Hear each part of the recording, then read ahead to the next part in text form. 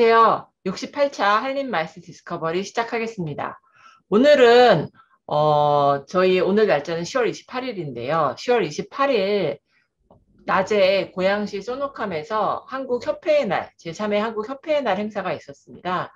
저희 학교에서 전에 한번 말씀드렸던 것 같은데 이 마이스라는 산업을 육성하는 데 있어서 또 발전하는 데 있어서 상당히 중요한 축 중에 하나가 주체자입니다. 주체자가 없이는 사실 마이스라는 산업 자체가 존재하기가 어렵기 때문에 이러한 주체자들에 대한 부분들을 어떻게 우리가 마이스 산업하고 연결을 시켜서 가져갈 것인가 하는 고민을 사실은 많이 했었습니다. 그런 차원에서 저희가 주체자는 사실 뭐 각자가 자기네 대표하는 산업이 있고 그 산업의 협회라든지 학회 이런 기관들이 주체자가 되는데 이런 주체자들을 저희 마이스라는 부분하고 이렇게 직접적으로 엮는다는 게 그들의 입장에서는 나는 회의랑 관계없는데 우리가 뭐 회의를 하지만 난 회의 산업 종사자가 아니야. 이렇게 생각하는 경우가 많이 있어서 사실은 어려운 부분이 많았는데 그런 부분들을 ASAE라는 단체를 만나면서 우리가 뭐 AMC에 대한 또 저희 조규태 사무총장께서 논문을 쓰고 하면서 ASAE라는 미국의 단체를 알게 되었고 100년 이상 된 이 단체가 미국 내에 있는 협회와 학회에 뭐 이런 단체 회원뿐만 아니라 협회와 학회에서 사무국에서 근무하고 있는 전문가 회원들을 회원으로 맞아서 학회 협단체를 운영하는 것을 보면서 그와 유사한 Korean Society of Association Executives라고 해서 한국 협단체 임직원 협회라는 단체를 운영을 하고 있습니다. 그런 차원에 고양시에서 매해 저희한테 행사를 할 수 있게끔 지원금을 주시고 계셔갖고 1회, 2회, 뭐 작년, 재작년에 뭐 어려운 상황 속에서도 개최를 했고 올해도 하이브리드 행사로 고양시에 있는 소노캄 호텔에서 제3회 한국협회의 날 행사를 개최를 하게 되었습니다. 오늘 저희 68차 한림 마이스 디스커버리는 이번 행사에 기조연사로 참가해 주신 ASAE의 국제담당 본부장이십니다. 에이미 히스리치의 기조 강연을 같이 공유해 드리고자 합니다. 저희 이번 행사의 큰 주제가 협회의 뉴노멀, 연결과 희망이라는 주제를 갖고 있습니다. 저의 협회장이신 황유곤 교수님께서 너무 코로나로 우울한 이런 상황 속에 이 협단체를 통해서 사회가 어떻게 연결될 수 있고 어떻게 희망을 얘기할 수 있는지를 한번 이야기해보자 하면서 회원분들과 함께 협회의 뉴노멀, 연결과 희망이라는 주제를 이번 제3회 메인 테마로 가져가고 있습니다. 이런 차원의 에이미 히스리치께서 다양한 미국의 사례들을 이야기를 해주시고 계십니다. 물론 그냥 단순히 협회 단체의 운영과 그런 내용뿐만 아니라 실제로 그런 것들을 행사에서 어떻게 녹여내고 있는지에 대한 이야기까지 해주고 계셔서 다양한 시사점을 얻으실 수 있을 것 같습니다. 그러면 오늘 진행되었던 에이미 히스리치의 기조 강연을 함께 들어보도록 하겠습니다. 안녕하세요. Welcome. My name is Amy Hisrich, and I'm the Vice President of Global and Web Strategies at ASAE, the Center for Association Leadership. ASAE is the professional home for the association community. The past 18 months have been really hard for almost all of us. We've seen unprecedented levels of challenge and change. But even during this time, we think it's important that we focus on the silver linings, on the ability to have hope and to see what some associations and organizations have done to become more resilient during this time. The past 18 months have really given some organizations a time to pause and a time to focus on why they exist, what their missions really are, and how they can provide value to their members. So really, this moment has allowed us to hit the pause button in some ways and to think creatively about what do we really need to do to deliver on our missions, not what have we been doing and how can we just continue it, but it's really, it stopped us from doing what we've always been doing and forced us to think more creatively and with a greater focus on both our missions and our member value. And so that's where my optimism comes from this time.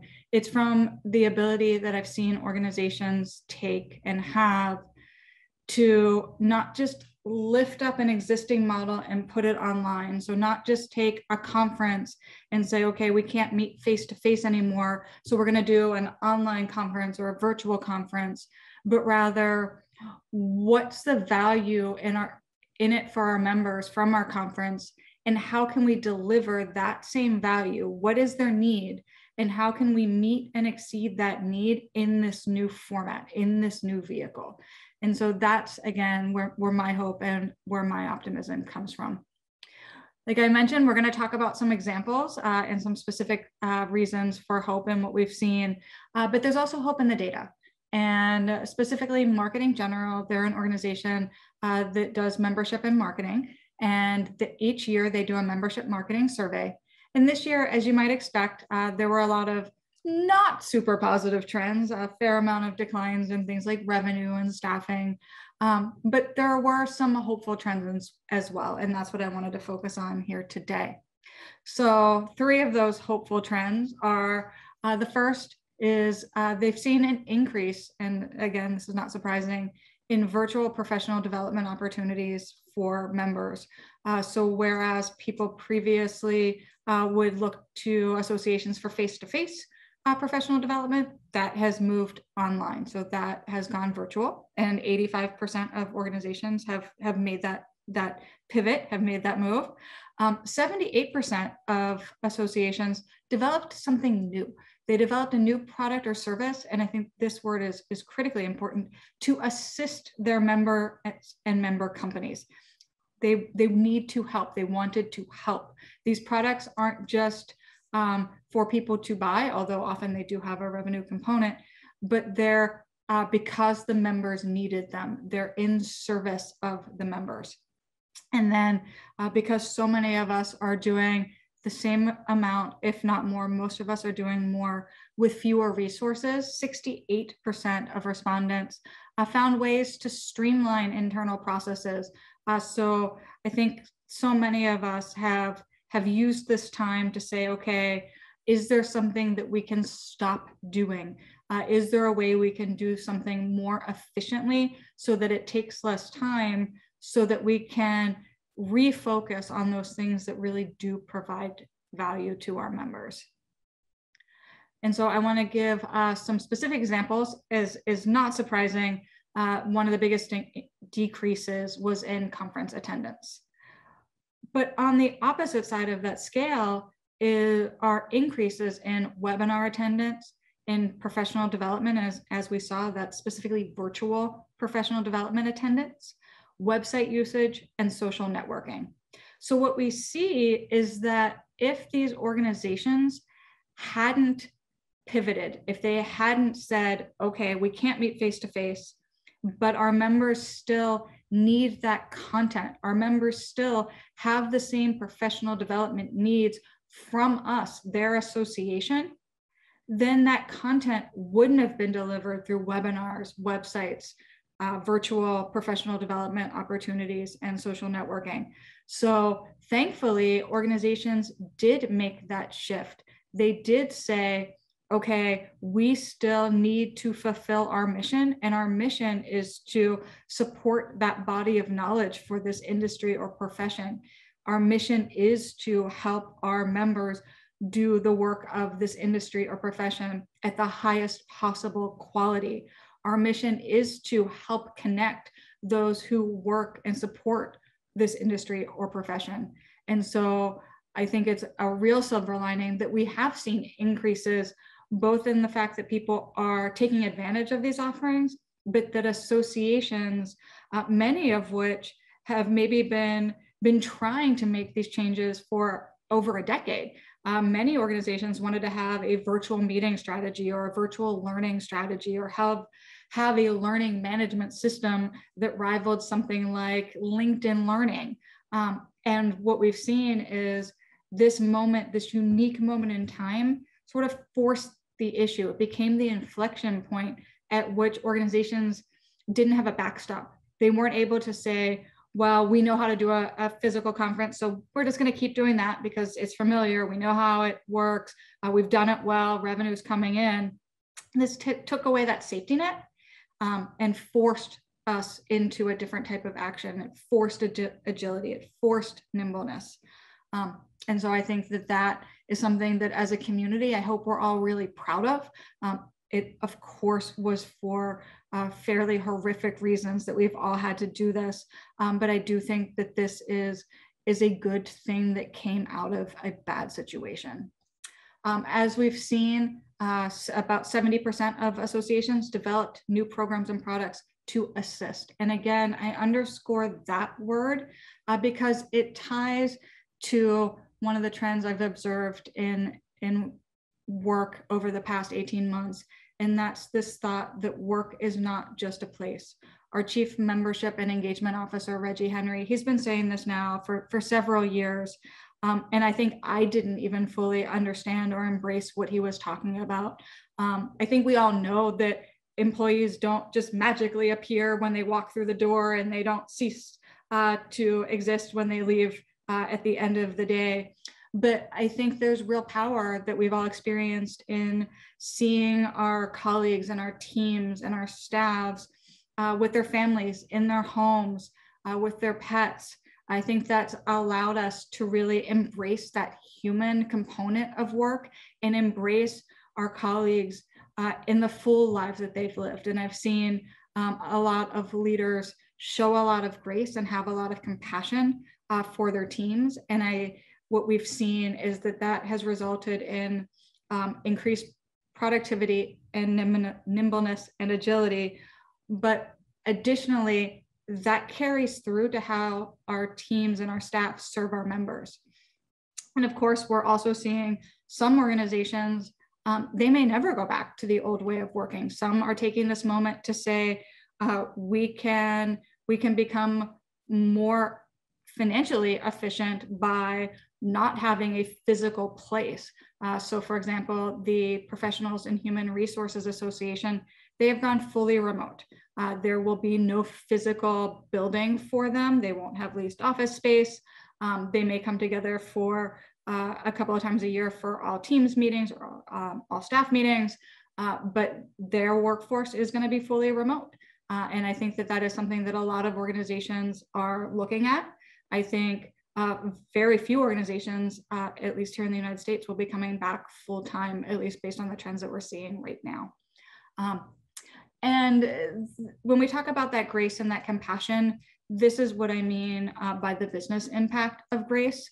When we are able to have that compassion that we've honestly been forced to have over the last year and a half with ourselves as leaders, with our teams, with our staff, with our members, it opens that line of thought. And so, for example, the American Library Association, they have a business initiative that I think is full of compassion and grace, and yet has a really solid business impact. And that is their Remember Fund, and it's a retention strategy. So essentially what they realized is during this time, a lot of their members, a lot of our members are experiencing reduction in staff. And as a result, we have the association community has seen, like every other industry and profession, a fair amount of unemployed workers that may start to shift. In some industries and professions, it's already shifting. But at the beginning of this, we all pretty much saw a lot of declines there when people simply couldn't get to their jobs and revenue wasn't coming into a lot of organizations. What the ALA did is they said, okay, this is the moment where we can help. We can help our members stay connected to the benefits that they need the most right now.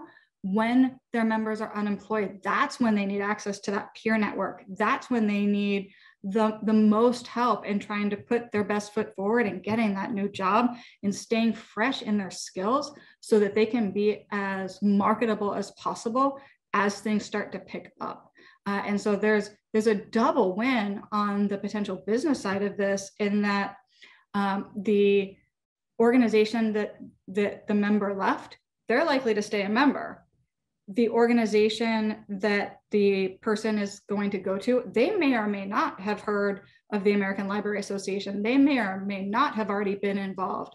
But now this person who'd been granted that membership extension and been helped when they needed it the absolute most, they're really primed to have really good things to say. So I would not be surprised if we saw a lot of word of mouth pickup for ALA because of this initiative.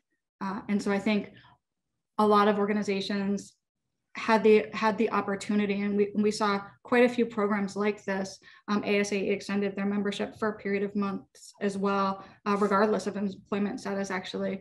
But that was a period of time where associations could be helpful and could show that compassion and grace. And I think that is worth noting as a moment of hope, that we were able to pull together as a community and do good things for our members. Staying on the business side of things, one of the areas that's been hardest hit, I think, for all of us because of our inability to have trade shows is our sponsor revenue. And for a lot of us, that trade show revenue is our year. And so associations have really needed to, and this goes back to that rethinking. Virtual expos simply are not the same level of effectiveness, at least in the experiences with organizations that we've had, as the face-to-face expo. The value is just not there for the sponsor. They are not seeing that same prospect engagement that they saw in that face-to-face format. So I have a couple of examples of organizations that took that moment to rethink and saw success as a result of it. So this is one of those business model areas where I think we can all really just take that step back that this period of time is prompting us to have, in some ways is forcing us to have, and not just try to recreate what we've always done in a new format, but really frame that problem set. That problem set is not, how do we create a virtual expo? How do we recreate an expo in the virtual format? That problem set is, what do our supplier members need from us? And if the answer for the organization is they need qualified leads, then the extension problem set becomes, how do we deliver the most qualified leads to our partners, our supplier members, when they can't get face-to-face with their audience? And so some examples. Wind Energy Today, they did not do a virtual trade show, a virtual expo. What they did in rethinking their supplier member engagement was they actually included their supplier members in their broadcast content. So this is more of a native or advertorial content model. So it allowed the supplier member to be part of that keynote moment, that broadcast moment, when all eyes, all attendee eyes are on this content. This is the substance. This is the core of the program. This is the heart of the program. They are now not in an expo that people may or may not go to. Everybody is seeing this. And so even if it's an advertorial that plays, similar to the way a commercial plays in regular broadcast, people are more likely to see it than going to a segmented area of a virtual trade show. Going back to that efficiency that we saw in that Marketing General report, this is a good example of that as well. Wind Energy Today, they actually built a studio. They didn't rent the studio, they built it because they knew they were going to want to do a lot of these, and that ultimately was going to be cheaper than renting it for each time that they needed it. But they didn't build it alone. They looked for and found another association that they could build it with. And that brought those costs down, by around half, because they're both contributing to the build of the studio. And I heard this example through a conference, and they said that they were going to keep doing this initiative, but they're probably going to pull back some of the production quality, because the production quality was so good that it so surpassed the member expectations that they could actually increase their profit margin by pulling that back a little bit. So they didn't need to make quite the investment in the motion graphics and the TV quality appearance of this in order to deliver on the member value, which was more around the quality of the content. Of course, they want it to look good, and I know that it still will, but I love the idea that they were able to say, okay, just because we want it to look this amazing, and we have this internal desire for it to look as good as it possibly could, our members don't need it to go that far. they are just as happy, in some cases even happier, without all the movement, without all the slick production graphics. They can feel still like they're getting that best content that they need from us to meet and exceed their needs.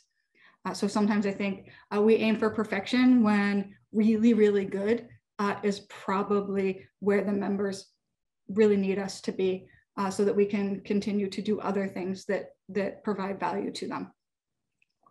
Solar Power Europe is another good example. Now, they've never had a physical trade show, so it actually may have been that they were in a uniquely good situation to think about the problem set differently, because they were able to take this moment and say, okay, because the cost of putting on a physical trade show has been prohibitive to us, it's just been not an investment they could make and see the return. This was a time for them to test something, to try something. And what they did was they actually created a whole new practice area within their organization. And they called it, they're calling it business development as a service practice. And so what that practically means is they take a look at their professional members, then they took a look at their supplier members, and they match up what services their professional members are looking at and what offerings the supplier members have, and then they match them. And so as opposed to a supplier member building out a virtual booth, and maybe a professional member who needs that service finds that booth, takes the time to go to the virtual expo hall or not, the odds are, and we've all seen this, the supplier member is not going to get a ton of qualified leads. Through this business development as a service model, they are able to guarantee their number of qualified leads because they know how many people, they've surveyed their members, they know what they're looking for. And so they are able, they call the professional member, they say, are you comfortable with us giving your contact information to this supplier member, this supplier member, this supplier member? Once they get yeses on all of that, they provide those qualified leads. They've done the qualification and the matching for the supplier member. That is tremendous value for those supplier members. And it's good value for the professional member because they don't have to go out and do that due diligence on their own. That association is providing value on both sides of the equation. So I think that that's just a great example of really, again, going back and rethinking that problem set. That problem set is not about eyeballs in a virtual trade show. That problem set is about how many leads, qualified leads, can we give to our supplier members? How can we help our supplier members build meaningful relationships with our professional members? And they really, I feel like they really cracked that. I feel like they really did a great job on that. In a similar model, ASAE is another organization that I'm hopeful has done as good of a job as we could at using this time to deliver sponsor value in a different way. We also tried virtual trade shows in the early days.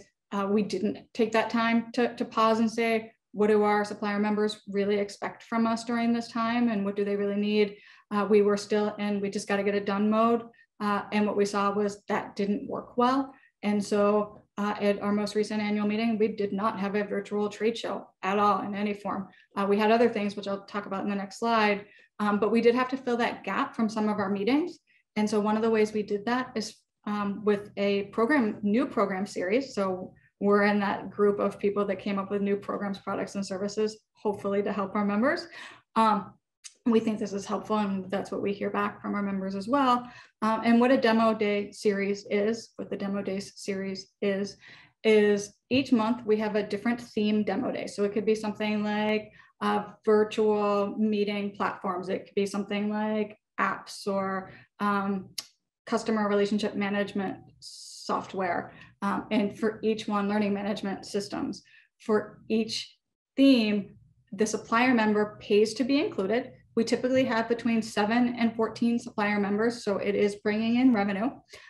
The association professional attendees, they attend for free. And so what we see is depending, we've had hundreds attend some of these for things like the virtual meeting platforms. And that one actually had 2 full days of demos because when we first started offering in this, and that was our first one, everybody wanted to find a good virtual meeting platform. And so having the demo days for that was really helpful for the association professionals. Again, for the same reason that we just talked about, with they didn't need to then take that due diligence time on their own to find all of these providers. They did need to take the time to go to the demos, but they had the benefit of hearing what other questions are, what questions are other people asking? How are all of these demos related? They didn't have to do the logistics work of setting up each of these demos on their own. So there was good value to our association professional members, and there was tremendous value for our sponsor members, and that they had full Zoom meeting rooms of prospective clients. And so they were able to get full demos for a lot of people without having to do that marketing outreach. We did that marketing outreach. So I think this was a good example, something that was effective in delivering value and generating revenue. As I mentioned, while we didn't have any virtual trade show at our annual meeting this year, we did have something called Partner Playground. And so we encouraged our partners to do something that is more engaging, that is a bit more fun, takes that moment within the meeting that people need to refresh, and to offer something like a yoga class, a cocktail making class, an ice cream tasting, a cooking class. And what we saw is those were well attended. People wanted to have those fun experiences in addition to the learning. And so that positioned our partners well, and wasn't just a virtual booth that somebody could walk into where there's no physical swag. Additionally, we had action labs, and I think this is akin to that native content piece. We had our supplier members engaging around problems that the whole community is grappling with, and they were co-solving those problems with our association professional members. So a problem could be, what are new revenue models for associations? And once we all get back to the office, when this is hopefully over soon, what are the long-term revenue models? And having that conversation with supplier members and association professional members, again, it allows that networking to happen, and positions our supplier members as the content experts that they are, and is a deeper level of engagement than people going to a booth in a virtual trade show. And so again, this is about organizations taking that time to say, okay, this is what existed previously, but this is where the value is, and this is where the member need is. And so that is my number one reason for hope, is that I've seen so many associations really double down on, why do we exist as an organization? How can we best serve our members? And so this screen capture is a screen capture from a result of ASAE's 2-year member needs study. And I'm grateful that we started this before the pandemic wrapped up during the pandemic. And it will be an ongoing study where we will continue to go back to our members. But we spent about 1.5 years and then 6 months formulating the data, collecting and validating what our members need from us. And what we learned is our members have 4 core functional needs that they come to us for. Things that we honestly would have expected, things like growing their career, solving a work-related challenge, managing and running their organizations. But they also had 2 emotional needs. And that is something that we didn't necessarily expect. And I think those emotional needs are really telling to us as association professionals. Our members look to us for a sense of belonging. They know that we do what they do. They know that when they engage with our organizations, that they are coming to people that understand them. They are engaging with people that have that deep level of care and appreciation for what they do, that they're in. And then I said this when I opened, they're in their professional home. And that language comes out of this sense of belonging. This is a place where we are all part of a community. And they look to us to have purpose in their industry or profession. And so our members expect ASAE not just to advocate on behalf of the association profession, but also to remind us all of the great work that associations do on an aggregate level to advance society. And that's why I want to leave in focusing on the level of care and that compassion and grace that we have seen our members have for themselves and each other as they've gone through the past 18 months. And that candidly is what gives me the most hope, is that the way we've seen people rally and show care. And with that, we invite you to connect to your association community. You can do that at ASAE Korea, the Korea Society of Association Professionals. And you can, of course, get resources on asacenter.org and associationsnow.com. Thank you so much.